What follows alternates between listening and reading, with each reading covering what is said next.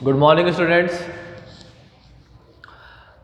Human reproduction अपन ने start किया हुआ था और ह्यूमन रिप्रोडक्शन के अंदर अपन ने कल की क्लास के अंदर एम्ब्रियोनिक डेवलपमेंट स्टार्ट किया था।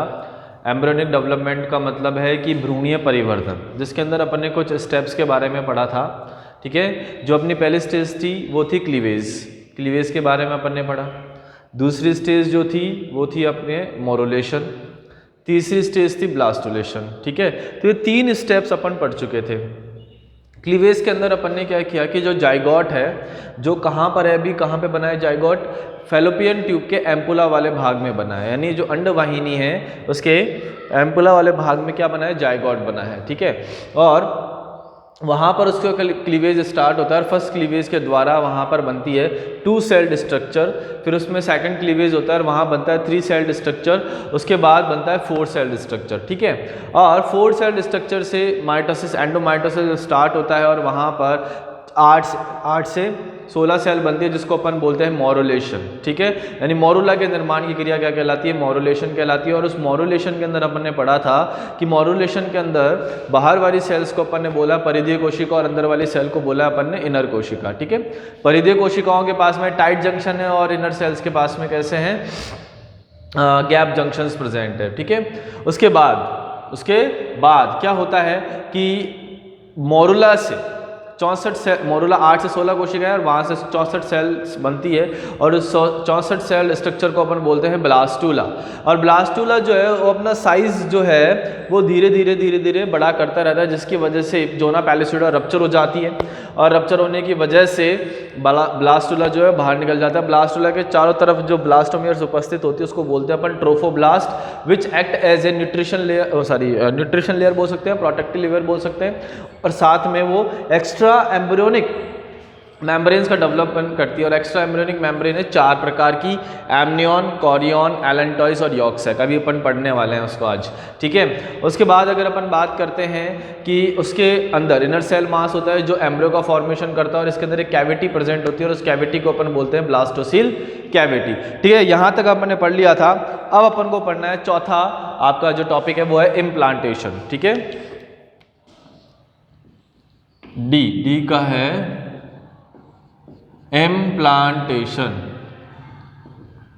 जिसको अपन बोलते हैं रोपण। ठीक है, क्या होता है रोपण कि ब्लास्टोसिस्ट का गर्भाशय की अंतःभित्ति यानी एंडोमेट्रियम से जुड़ना क्या कहलाता है, इम्प्लांटेशन कहलाता है। ठीक है, क्या होता है इम्प्लांटेशन,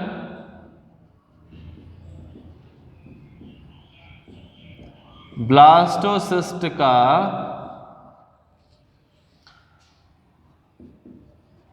गर्भाशय की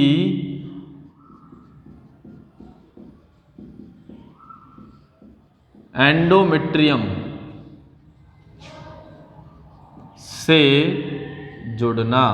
ठीक है, ब्लास्टोसिस्ट का गर्भाशय की एंडोमेट्रियम से जुड़ना क्या कहलाता है, इम्प्लांटेशन कहलाता है। यह क्रिया कब होती है, यह क्रिया निषेचन के 7 दिन बाद होती है। कब होगी ये क्रिया, निषेचन के 7 दिन बाद संपन्न होगी। यानी जैसे ही फर्टिलाइजेशन होगा उसके 7 दिन बाद क्या हो जाएगा, इम्प्लांटेशन हो जाएगा। ठीक है, 7 दिन के बाद क्या हो जाएगा, इम्प्लांटेशन हो जाएगा। ठीक है, और निषेचन के 12 दिन बाद,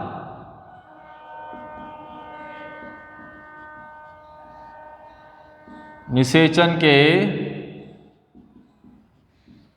12 दिन बाद ब्लास्टोसिस्ट को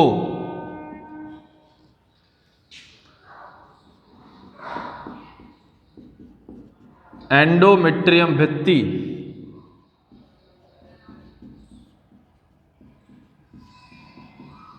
पूरी तरह से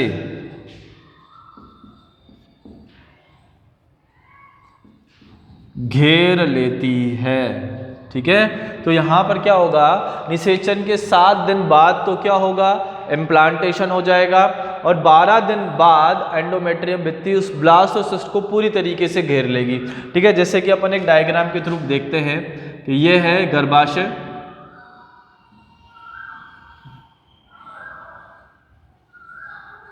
ठीक है, और ये है एंडोमेट्रियम वॉल अपन ने बनाई थी,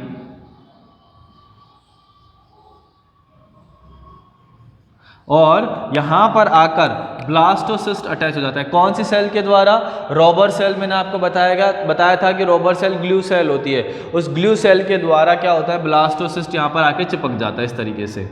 तो ये तो हो गई ट्रोफोब्लास्ट, और यहां पे होती है रॉबर सेल, ये हो गया इनर सेल मास, ठीक है। तो ये अटैचमेंट हो गया, इसी अटैचमेंट को अपन बोलेंगे इम्प्लांटेशन, यानी ब्लास्टोसिस्ट आके यहाँ पे क्या हो गया, अटैच हो गया। यही प्रक्रिया क्या कहलाती है, इम्प्लांटेशन कहलाती है। ये कब होती है, 7th day of after fertilization, यानी फर्टिलाइजेशन के 7 दिन बाद क्रिया होती है। 12 दिन अगर अपन बाद की क्रिया देखते हैं तो 12 दिन के बाद ब्लास्टोसिस्ट पूरी तरीके से एंडोमेट्रियम में धंस जाता है, ठीक है।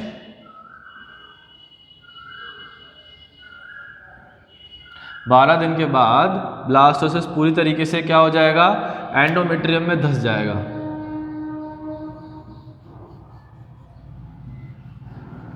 ठीक है, ये देखो बच्चा, इस तरीके से ये पूरी तरीके से कहां पे धंस चुका है, एंडोमेट्रियम की वॉल में धंस चुका है।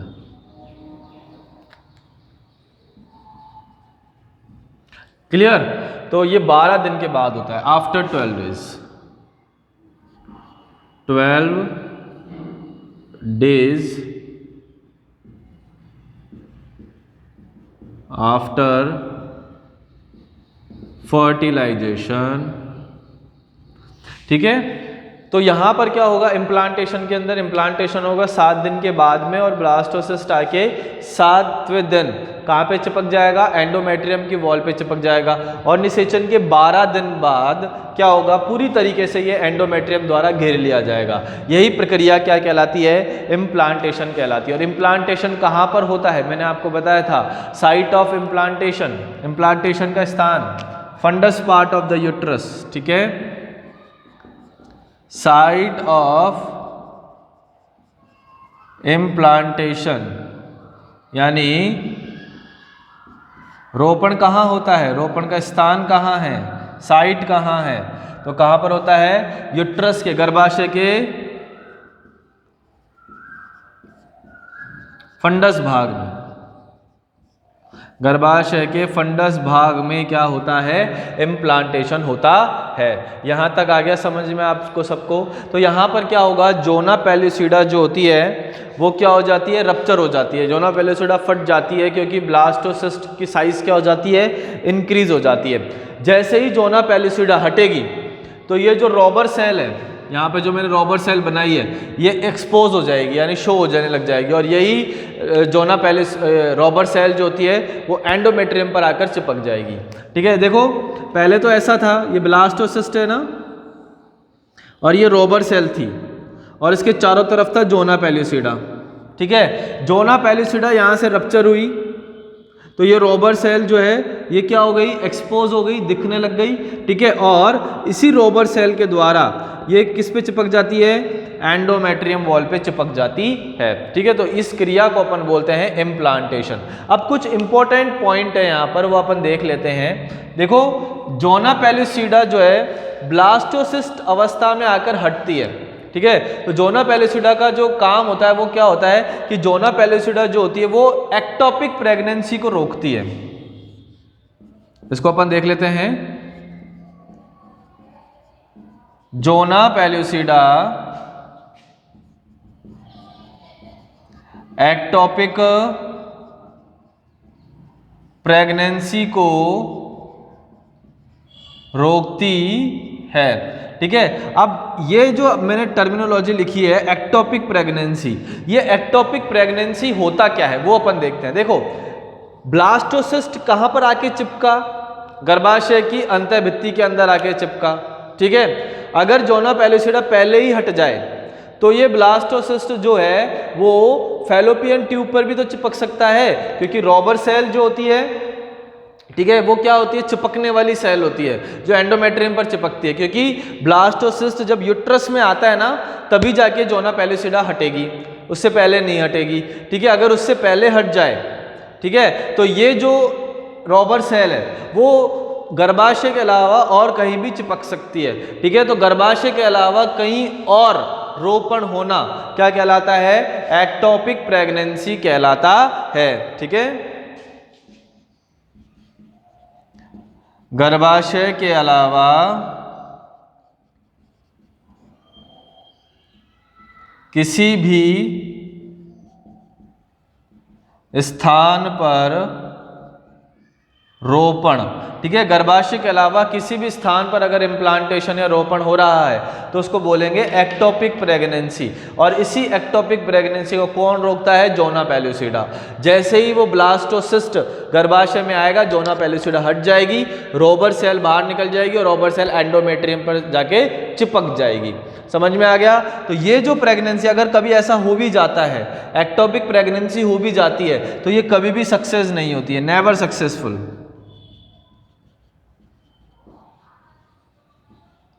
ठीक है, ये कभी भी सक्सेस नहीं होती है एक्टोपिक प्रेगनेंसी। ठीक है, कभी भी सक्सेस नहीं होगी। यहां तक समझ में आ गया बच्चों। ठीक है, अब देखो मैंने आपको एक चीज और बताई थी कि जब अपन पढ़ रहे थे, अपन ने पढ़ा था मेंस्ट्रुअल साइकिल, और मेंस्ट्रुअल साइकिल मैंने आपको बताया था कि जब ब्लास्टोसिस्ट बनता है तो वो एक हार्मोन रिलीज करता है, उस हार्मोन का नाम है HCG, जो कार्पस ल्यूटियम की तरह एक्ट करता है, और जो ल्यूटेनाइजिंग हार्मोन की तरह एक्ट करता है। और ल्यूटेनाइजिंग हार्मोन किसको मेंटेन करके रखता है, कॉर्पस ल्यूटियम को। तो प्रेगनेंसी के बाद कॉर्पस ल्यूटियम को मेंटेन करने वाला जो हार्मोन है वो कौन सा है, HCG। ठीक है, वो अपन देख लेते हैं।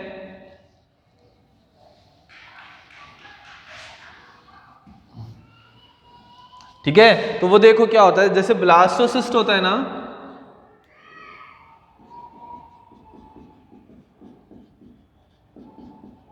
ब्लास्टोसिस्ट, तो जो ब्लास्टोसिस्ट की आउटर लेयर है वो क्या कहलाती है, ट्रोफोब्लास्ट। इसकी बाहरी परत क्या कहलाएगी, ट्रोफोब्लास्ट। ठीक है, कल पढ़ा था अपन ने।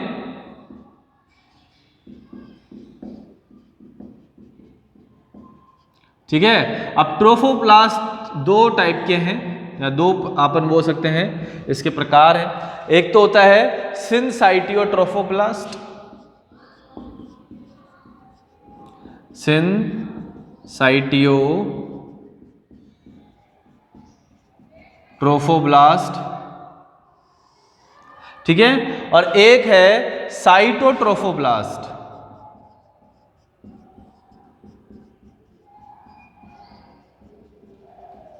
और एक कौन सा है, साइटोट्रोफोब्लास्ट। ठीक है, सिनसाइटियोट्रोफोब्लास्ट जो है वो HCG का स्त्रावन करेगा।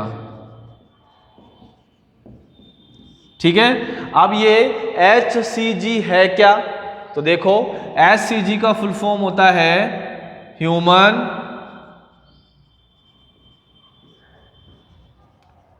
कोरियोनिक गोनेडोट्रोपिन हार्मोन, ये इसका फुल फॉर्म होता है। ठीक है, human chorionic gonadotropin hormone. HCG किसकी तरह एक्ट करता है, HCG ल्यूटेनाइजिंग हार्मोन की तरह एक्ट करता है। ठीक है, मैं यहां पे लिख सकता हूं एक्ट एज LH। LH की फुल फॉर्म होती है ल्यूटेनाइजिंग हार्मोन। ठीक है, तो HCG LH की तरह कार्य करता है, और LH का काम क्या होता है, ये मेंटेन करके रखता है किसको, कॉर्पस ल्यूटियम को। ये किसको मेंटेन करेगा, कॉर्पस ल्यूटियम को मेंटेन करके रखेगा। और कॉर्पस ल्यूटियम का काम क्या होता है, कॉर्पस ल्यूटियम प्रोजेस्टेरोन हार्मोन का स्त्रावन करता है, और जब तक प्रोजेस्टेरोन बनता रहेगा तब तक एंडोमेट्रियम वॉल बनी रहेगी, और ब्लास्टुला धीरे धीरे धीरे धीरे बेबी में कन्वर्ट हो जाएगा। समझ में आ गया। और अगर कॉर्पस ल्यूटियम ही नष्ट हो जाए तो प्रोजेस्टेरॉन नहीं बनेगा। प्रोजेस्टेरॉन नहीं बनने की वजह से एंडोमेट्रियम वॉल नष्ट हो जाएगी और वापस से मेंस्ट्रुअल साइकिल स्टार्ट हो जाएगी। ठीक है, तो ब्लास्टोसिस्ट बनने के बाद कॉर्पस ल्यूटियम को मेंटेन करने का कार्य HCG के द्वारा किया जाता है, जिसको अपन बोलते हैं ह्यूमन कोरियोनिक गोनेडोट्रोपिन हार्मोन। यहां तक समझ में आ गया है सबको? कोई दिक्कत? ठीक है, अब इसको उतारो, फिर आपको एक चीज और बताते हैं इसके अलावा। उतारो आप इसको।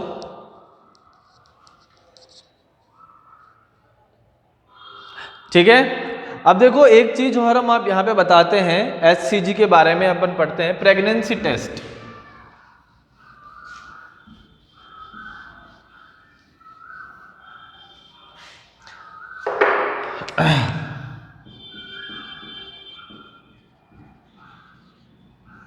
प्रेगनेंसी टेस्ट करना है कि फीमेल जो है वो प्रेग्नेंट हुई है या नहीं हुई है। ठीक है, तो इसके लिए मार्केट में या मेडिकल्स की शॉप पर एक किट अवेलेबल होती है, उस किट को अपन बोलते हैं प्रेगा न्यूज़। ठीक है, उस किट को अपन क्या बोलेंगे? प्रेगा न्यूज़।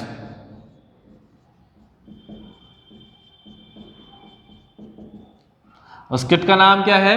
प्रेगा न्यूज़ नाम है। ठीक है, जिसके अंदर अपन ग्रेविंडेक्स टेस्ट करते हैं। कौन सा टेस्ट करेंगे? ग्रेविंडेक्स टेस्ट।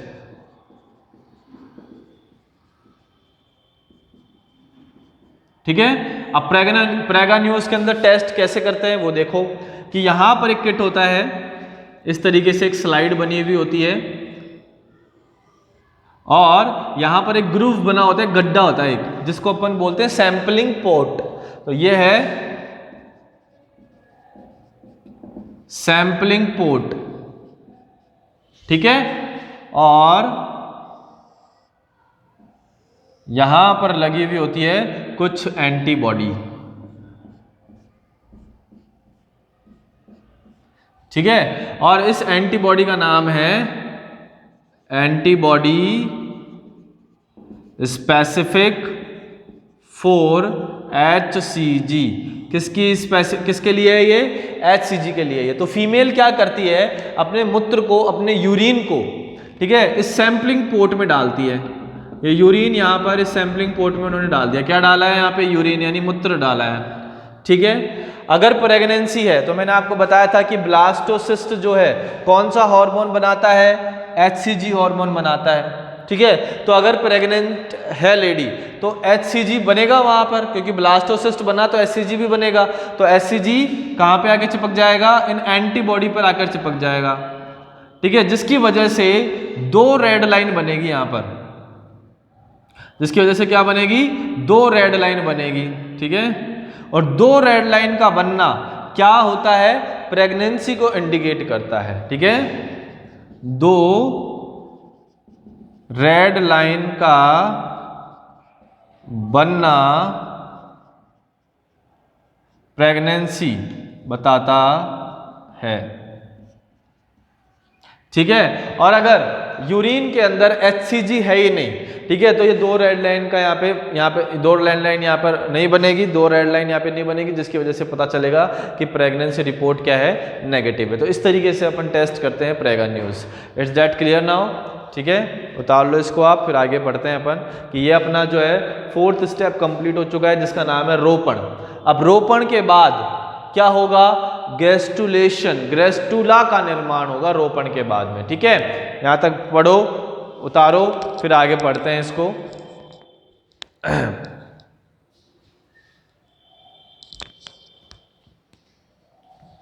ठीक है, कल इस चैप्टर को समाप्त कर देंगे अपन, कल ये चैप्टर फिनिश हो जाएगा अपना। और इस चैप्टर से रिलेटेड डाउट है तो अपन एक डाउट क्लास और स्टार्ट कर देंगे और उसके बाद में एक नया चैप्टर स्टार्ट करेंगे। ठीक है बच्चों? ओके,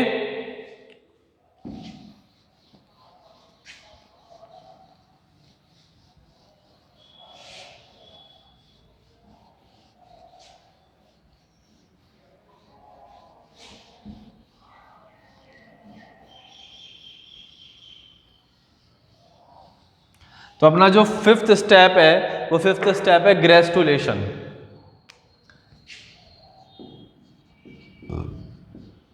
ग्रेस्टुलेशन।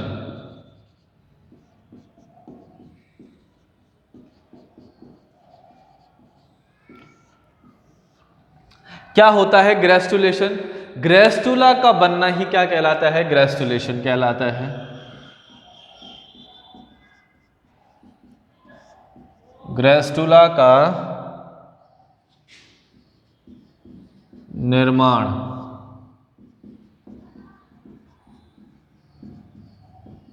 ग्रेस्टुलेशन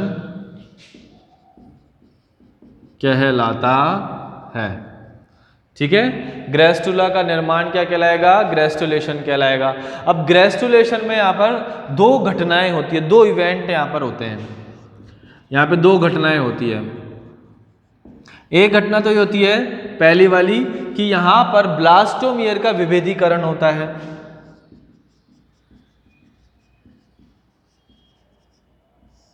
ब्लास्टोमियर का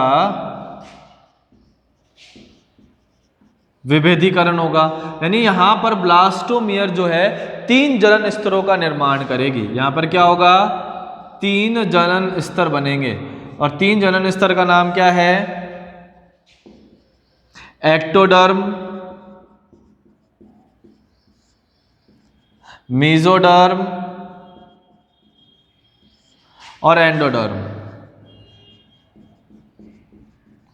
ठीक है, तो ये 3 जनन स्तरों का निर्माण होता है। तो ग्रेस्टुला भवन, ग्रेस्टुला भवन का मतलब हो गया ग्रेस्टुला का निर्माण क्या कहलाएगा? ग्रेस्टुलेशन कहलाएगा। और यहाँ पर 2 क्रियाएं संपन्न होगी। पहली क्रिया कौन सी है? ब्लास्टोमियर का विभेदीकरण होगा, यानी यहाँ पर 3 जनन स्तर बनेंगे। ठीक है, और 3 जनन स्तर बनने के में कौन कौन से जनन स्तर बनते हैं?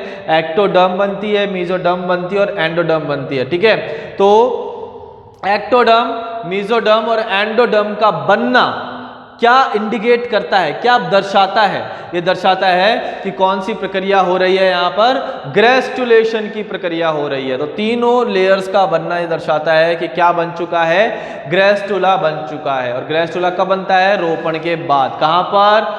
गर्भाशय के अंदर बनता है। समझ में आ गया?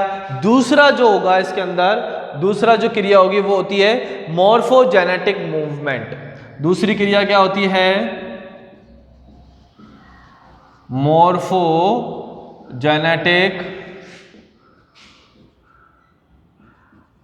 मूवमेंट। ठीक है, तो मूवमेंट का मतलब हो गया यहाँ पर गति।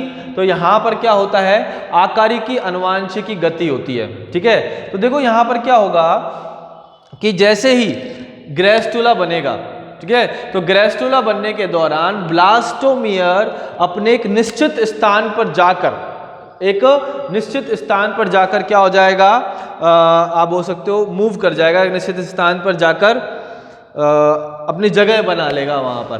ठीक है, क्यों? क्योंकि ग्रेस्टुला के बाद अपन को क्या बनाना है? ऑर्गन्स बनाने, अंगों का निर्माण करना है। ठीक है, तो मॉर्फोजेनेटिक मूवमेंट में क्या है कि ग्रेस्टुला अवस्था के दौरान ब्लास्टोमियर अमीबीय गति करके अपना एक निश्चित स्थान प्राप्त कर लेता है, क्योंकि ग्रेस्टुला स्टेज के बाद ऑर्गेनोजेनेसिस की प्रक्रिया होती है, अंग जनन की प्रक्रिया होती है। ठीक है, तो अपन यहां पर लिख सकते हैं कि ग्रेस्टुला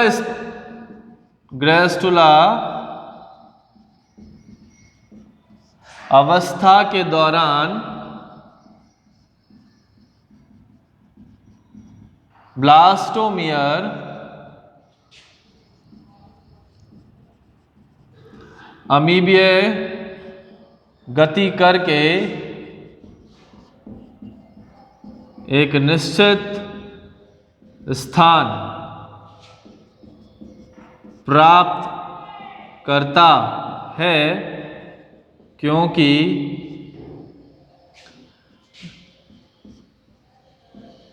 इस अवस्था के बाद भ्रूण में अंग जनन की क्रिया शुरू हो जाती है।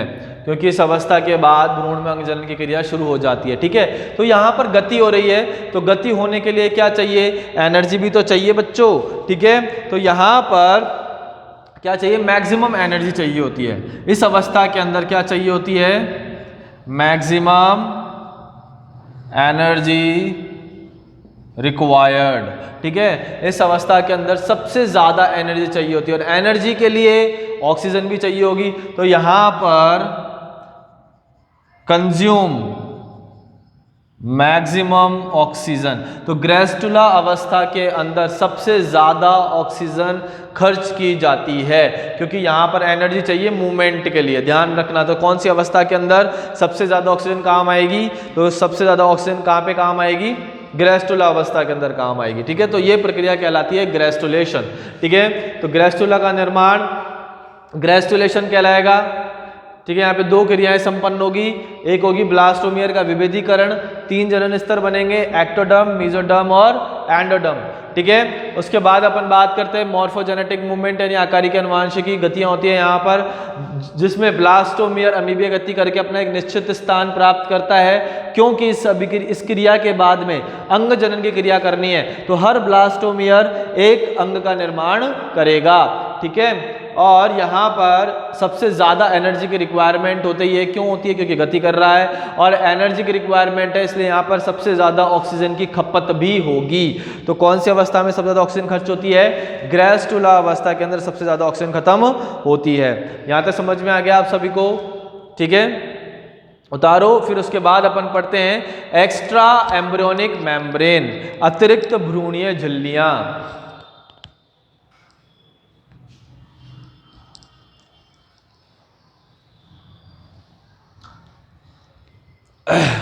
ठीक है,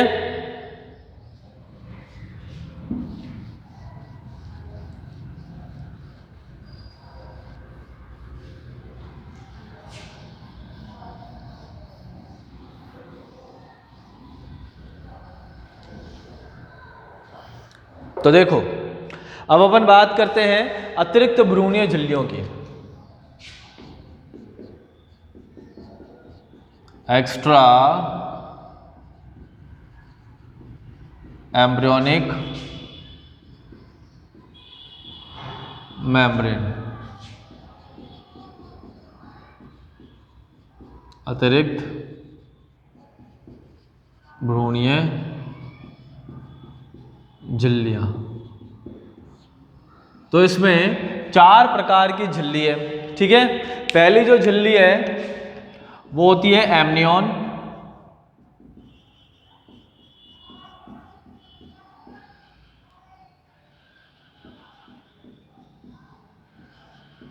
पहली झिल्ली कौन सी है, एमनियन। ठीक है, दूसरी झिल्ली की अगर अपन बात करते हैं तो होती है कॉरियन,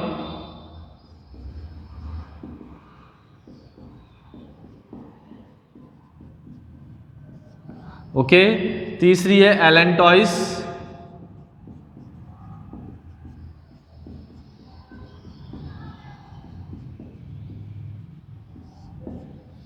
ओके, और चौथी है यॉर्क सैक, पीतक कोश।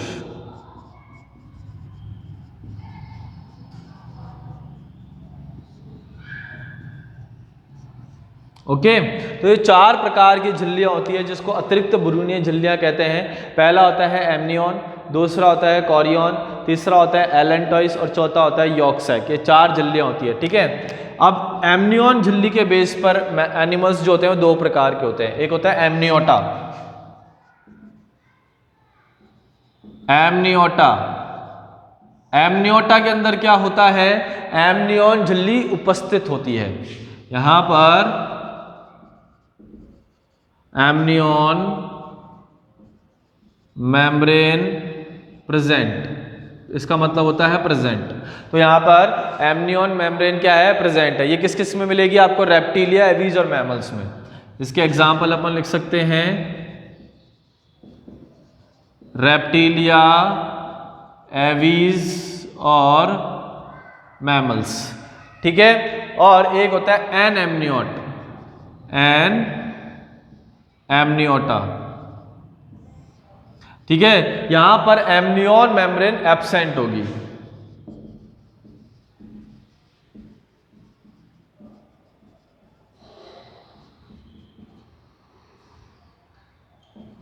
ठीक है, इसका मतलब है एब्सेंट। और इसके एग्जाम्पल है पिसीज और एम्फीबिया। ठीक है, तो इनके अंदर ये कैसे होते हैं, ये होते हैं एन एमनियोटा। एन एमनियोटा का मतलब क्या हो गया कि इनके अंदर एमनियोन मेम्ब्रेन अनुपस्थित है, और ये एमनियोटा यानी इनके अंदर एमनियोन मेम्ब्रेन क्या है, उपस्थित है। रेप्टिलिया में, एवीज में और मैमल्स में, मैमल्स में आते हैं अपन, तो अपने अंदर क्या है, एमनियोन झिल्ली उपस्थित है, इसलिए इसको अपन को क्या बोल देते हैं, एमनियोटिक मैमल्स बोल सकते हैं, क्योंकि अपने अंदर एमनियोन प्रेजेंट होती है। ठीक है, अब एक एक करके सारी झिल्लियों को अपन पढ़ लेते हैं। अपन सबसे पहले बात करते हैं एमनियोन की। सबसे पहले किसकी बात करेंगे, एमनियोन। स्पेलिंग गलत लिख दी बेटा मैंने यहाँ पे, एमनियोन। ठीक है,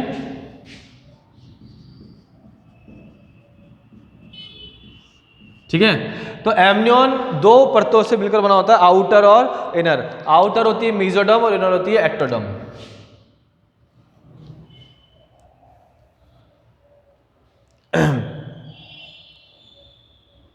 ठीक है, एमनियोन जो है दो परतों से मिलकर बना हुआ है, आउटर और इनर। आउटर लेयर तो कौन सी होती है, मेसोडर्म, और इनर वाली होती है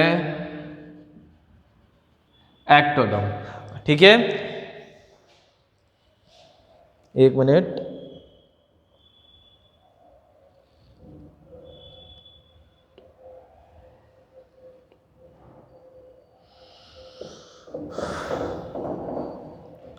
ठीक है, तो आउटर वाली कौन सी होगी, मेसोडर्म, और इनर वाली कौन सी होगी, एक्टोडर्म, एमनियोन के अंदर होती है। ठीक है, उसके बाद में बात करें, एमनियोन जो होता है वो किससे बनते हैं, एमनियोजेनिक सेल्स से बनते हैं। मैंने आपको अभी ब्लास्टुला के अंदर बताया था कि एमनियोजेनिक सेल्स कौन सी होती है, जो रॉबर सेल्स होती है इनके पास में क्या होती है, कुछ सेल्स प्रेजेंट होती है, इनको बोलते हैं अपन एमनियोजेनिक सेल्स। तो इनका निर्माण किससे होता है, इनका निर्माण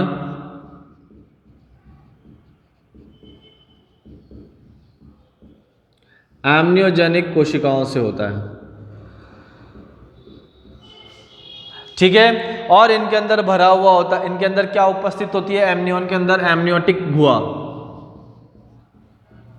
इनके अंदर होती है एमनियोटिक गुहा, जिसमें भरा होता है एमनियोटिक द्रव। ठीक है, तो एमनियोन का निर्माण किसके द्वारा होगा, एमनियोजेनिक कोशिका के द्वारा होगा। ठीक है, इनके अंदर होती है एमनियोटिक गुहा और इनके अंदर भरा हुआ होता है एमनियोटिक द्रव। ठीक है, और इस द्रव के अंदर क्या क्या फंक्शन होते हैं, ये द्रव क्या क्या करता है, तो ये द्रव क्या होता है, शॉक एब्जॉर्बर होता है, कि आघात से सुरक्षा करता है। जो बच्चा होता है उसके आघातों से क्या करेगा, सुरक्षा करेगा। ये आघातों से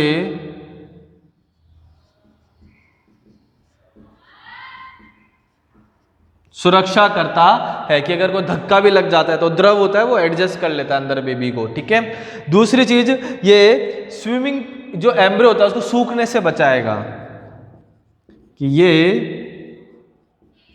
भ्रूण को सूखने से बचाएगा। ये भ्रूण को क्या करता है, सूखने से बचाता है। ठीक है, और ये बेबी का स्विमिंग पूल भी कहलाता है, swimming pool of the baby. ये किसकी तरह कार्य करता है, स्विमिंग पूल की तरह कार्य करता है। तो ये भ्रूण का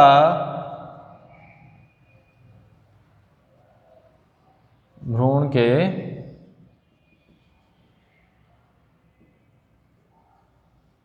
स्विमिंग पूल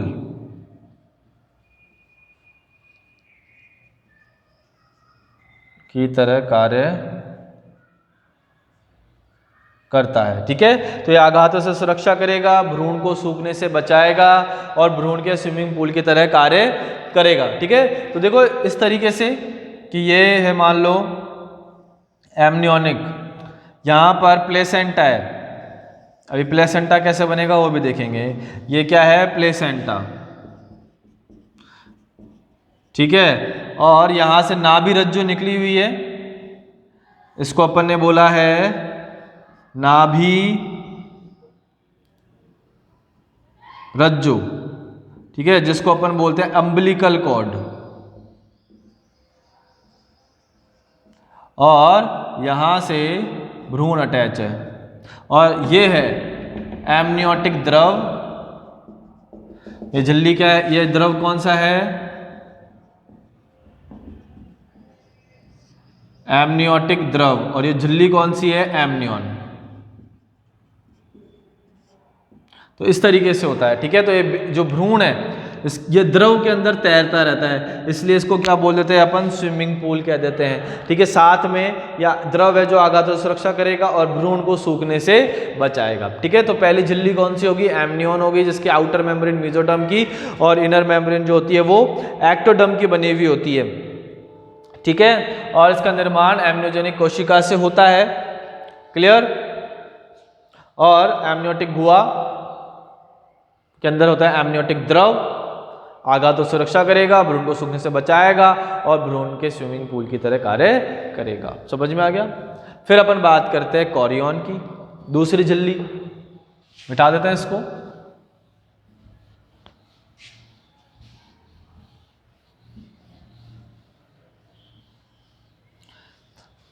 दूसरी झिल्ली की अगर अपन बात करें तो दूसरी झिल्ली का नाम है कोरियन,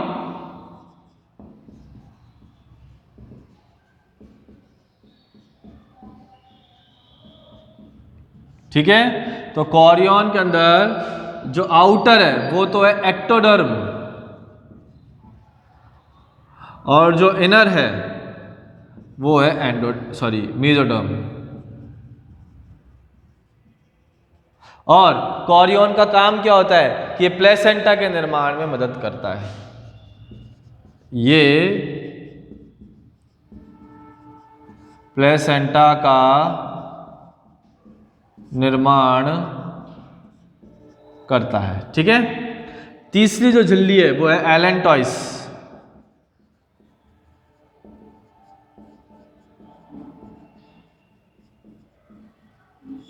एलेंटॉइस। इसके अंदर भी दो है, आउटर मेम्ब्रेन मेसोडर्म और इनर होती है एंडोडर्म। इसकी आउटर तो हो जाएगी मेसोडर्म और इनर हो जाएगी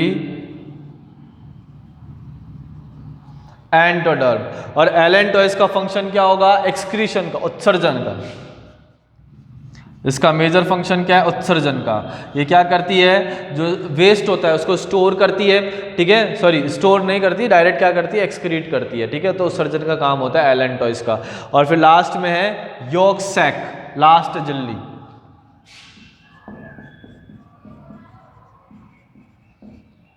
यॉर्क सैक जिसको अपन बोलते हैं पीतक कोश, ठीक है। इसका आउटर मेम्ब्रेन भी बना होता है मेसोडर्म का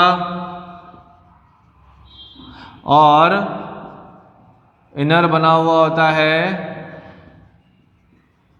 एंडोडर्म का। और इसका काम क्या होता है, ब्लड का फॉर्मेशन करना, हीमोपोइसिस करता है ये। हीमोपोइसिस का मतलब होता है फॉर्मेशन ऑफ ब्लड,